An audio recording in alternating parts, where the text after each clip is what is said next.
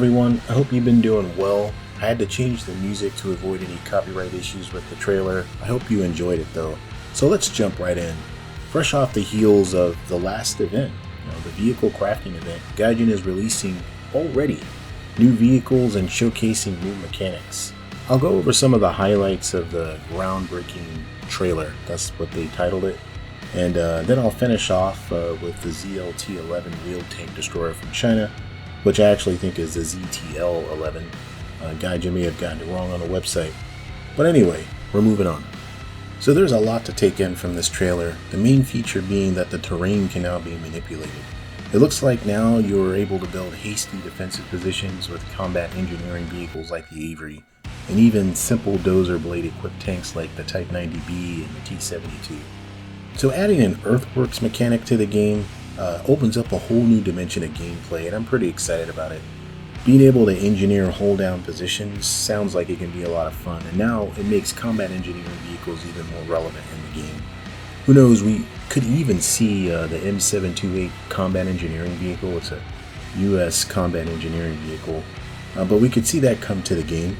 It looks like you can crater the terrain now with large bombs. That could be very useful for creating hold down positions quickly.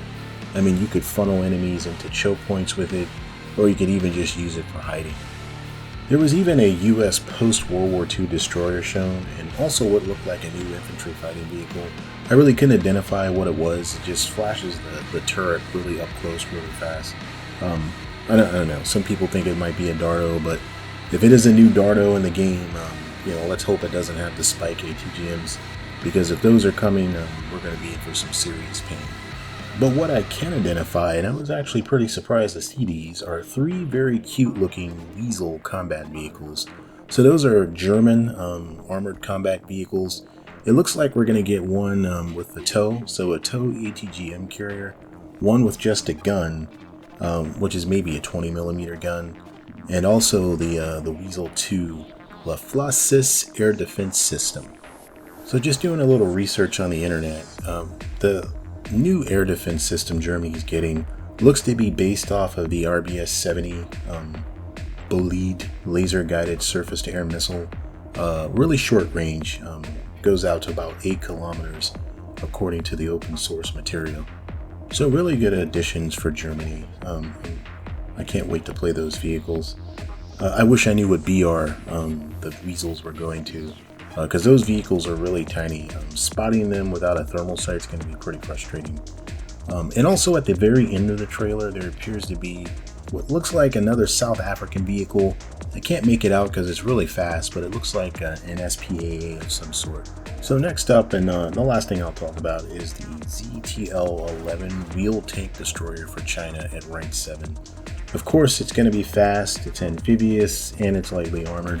It's going to pack a 105mm L7 with traditional APFSDS, heat rounds. It also has a tandem warhead ATGM, which is going to be really nice. The gun is stabilized and the gunner has access to a thermal sight. Again, really good news. You also get a laser rangefinder, and the commander has a night vision device. So this new addition to the Chinese tech tree is a direct upgrade from the PTL-02. And it really kind of reminds me of that very, very large Class 3P. I have that vehicle. It's really big. Super awkward to drive. Alright, so we have another good vehicle for Chinese top tier. Good news. Alright, that's the video for today. Thanks again for dropping by. Drop a like and a subscribe. It really helps out the channel. And I'll see you in a future video.